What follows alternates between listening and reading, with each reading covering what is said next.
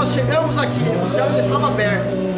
Mas quando nós pisamos e começamos a decretar, a palavra de Deus começou a ventar. E Deus enviou a chuva.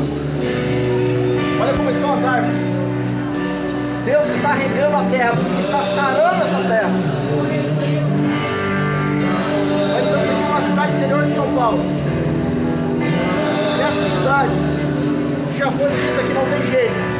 Por violência, por religião, chegou a hora aonde Deus vai remir essa terra através dos filhos que vão profetizar e que não se curvaram aos profetas de Baal. Deus está derramando a chuva e o vento trouxe ela. E esse mesmo vento vai espalhar essa chuva, vai espalhar esse avivamento para as cidades vizinhas.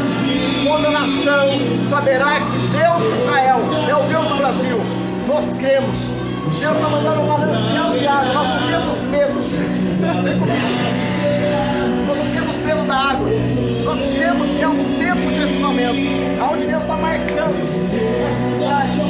a sua cidade, essa nação. Deus vai enviar chuva quando você assistir esse vídeo. Eu creio em nome de Jesus. É hora do leão rugir. Eu creio no Espírito Santo, aonde essa geração vai profetizar.